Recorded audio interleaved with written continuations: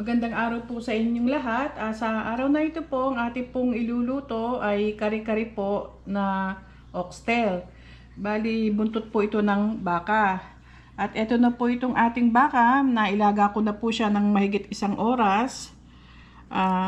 Medyo may katigasan po ito, kaya depende po kung gaano karami ang iluluto nyo. Bali, ito po ay 2.5 pounds po itong lahat na oxtail na ito. At siguraduhin lamang po natin na malambot na siya. At kapag po nauubusan siya ng tubig, ay dagdagan lamang po natin siya. Kasi po yung tubig na ito pong sabaw na ito, ay gagamitin po natin mamaya sa ating pagluluto nitong kare-kare. Ngayon po, ang atin din pong mga sangkap na gagamitin. Gagamit po tayo ng tinadtad po na bawang. Ganon din po nitong sibuyas. At gagamit din po tayo ng ginisang alamang po. Bali shrimp paste po ito, ginisa na po siya. At gagamitan din po natin ng pampakulay, ito pong annatto powder. Bali 1 kalahating kutsara po siya. Isa hong ganito pouch ang ginamit ko. Bali 1.5 tablespoon po siya. Pwede rin po kayong gumamit ng buto. Kaya lang, kailangan lamang pong lamasin sa tubig yon. Kaya mas madali pong gamitin kapag powder na po yung ating ihahalo. At gagamit din po tayo ng 1 kalahating cup po na peanut butter. Ganon din po ang ating gulay na gagamitin. Ito pong talong, bali 2 buong pirasong talong po siya. In-slice ko lamang po siya ng ganyang kalalaki. At ganon din po, maliit na bigkis po na sitaw. Ganon din po ng pechay, gagamit din po tayo. Pwede rin po kayong gumamit ng puso ng saging kung meron po kayong puso ng saging. At gagamitan din po natin ng patis. Ganon din po ng mantika para po sa ating paggigisa. At ito pong dinurog na paminta. Ngayon po, ang kailangan pong paghihiwalayin itong ating oxtail sa kanyang sabaw. Hindi po natin ito sabay na ilalagay sa ating pagluluto. So, hiwalay ko lamang po ito. At pagkatapos po nun, ay umpisahan na po natin ang ating pagluluto. Umpisahan na po natin ang ating paggigisa. Bale, ito po yung ating paglulutuan. Kapag po mainit na siya, lalagyan na po natin ng mantika.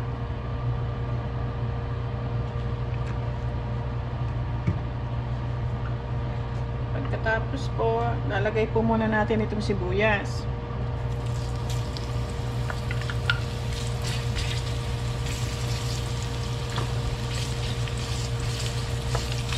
Atin lamang kung lulutuin ito sandali. Pagkatapos po, ay ilalagay na po natin yung ating bawang.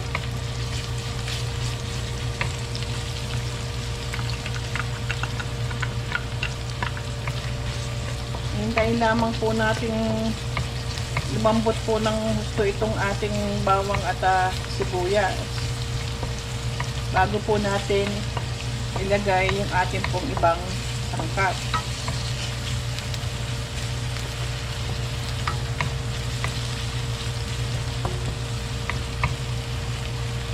Pag po nagisa na siya o naluto na po, lalagay po natin itong ating annatto powder. Ito pong ating atsuete.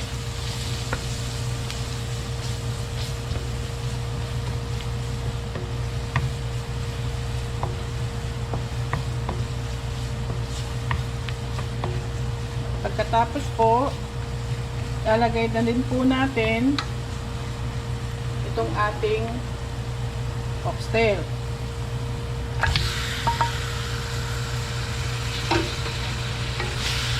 Hahaluin lamang po natin ito niyan.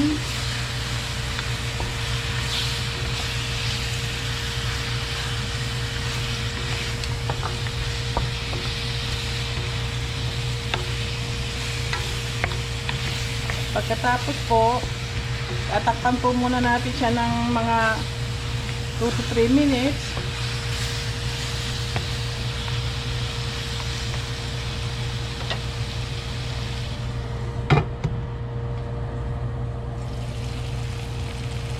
Pagkalipas po ng mga 2-3 minuto, atin na pong lalagyan yung sabaw po na ating pinaglagaan.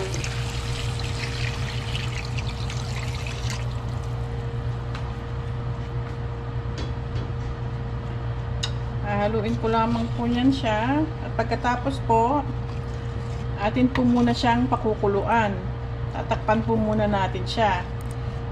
At kapag kumulo na po siya noon, lalagay na po natin yung ating peanut butter. Tatakpan po muna natin sa yan at hintayin po muna natin siyang kumulo.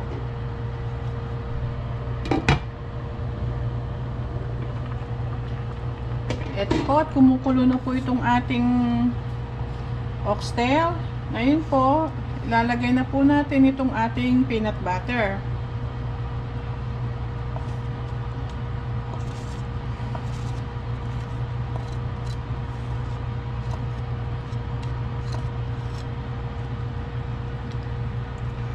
At haluin lamang po natin ito.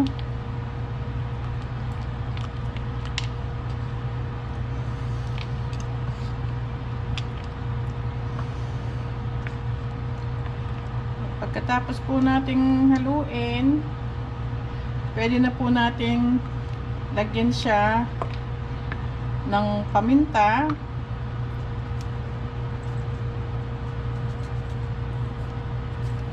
Ganon din po ng patis.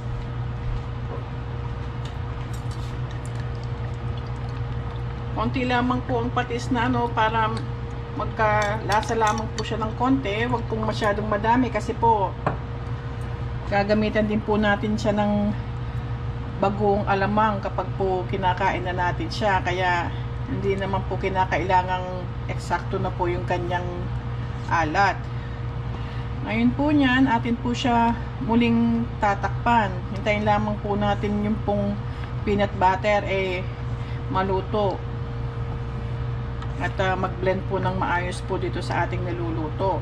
Hindi ko na po ginagamitan ito ng pampalapot kasi po yung peanut butter po napapalapot na rin naman po niya yung sabaw.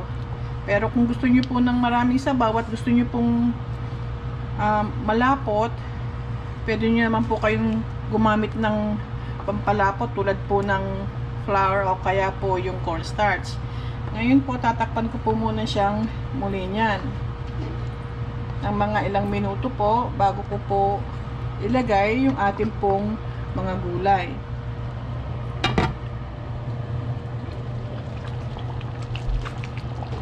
Ayan na po, pagkatapos po ng mga 2 to 3 minutes, haluin ko lamang po siya. Kailangan po na medyo mahina lamang po yung ating pong apoy para po hindi masunog yung ilalim. Ngayon po, atin na pong ihahalo yung ating mga gulay. Unahin ko na pong ilagay itong sitaw.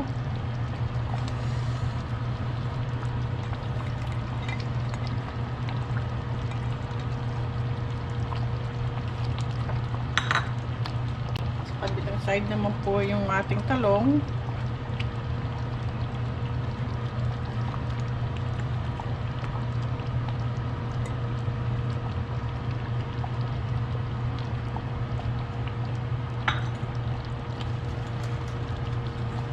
Atin po niyan tatakpan din po ng mga 2 to 3 minutes para po ma-steam ng konti itong ating gulay. Pero wag naman po masyadong matagal kasi dapat lamang po medyo half cook lamang.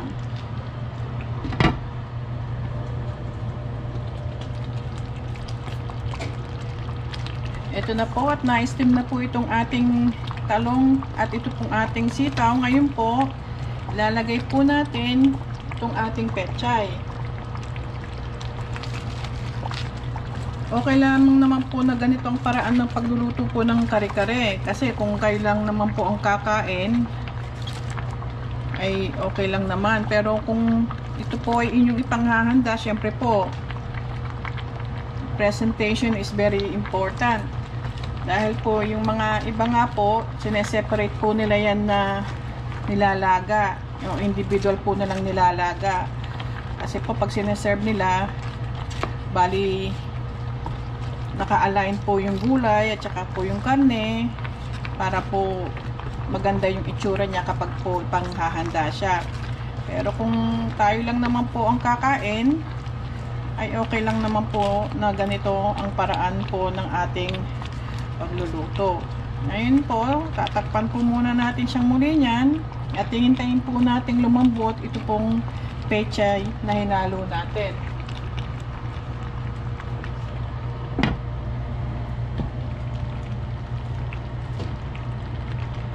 Ayan na po, at na-steam na rin po ng gusto itong ating pechay. Bali, pwede na po siya niyan. Haluin ko lamang po ito para po yung lasa po ng ating sabaw kumapit po doon sa ating gulay. Ayan na po. Ang lapot niya po. At hindi na po kailangan lagyan ng kahit ano man pong pampalapot. Ganyan lamang po ang nais ko sa kare-kare. Tamang-tama lang po yung sabaw. At ganun din po yung lapot niya. Luto na po niyan siya. At akin lamang po niyan siyang isasalin sa ating lalagyanan. Ito na po mga kaibigan. Naluto na po itong ating kare-karing oxtail o ito pong buntot po ng baka. Ito na po siya. Masarap naman po ang kanyang pagkakaluto at ang kanyang itsura. Kaya po kahit na po pagsabay-sabayan po nating ihalo yung ating gulay ay okay lang naman po. The taste is just the same. At ito rin po yung ating ginisang alamang. Bali, kakainin po natin ito na may alamang para po mas ganahan po tayo. Hanggang sa muli po mga kaibigan. Maraming pong salamat.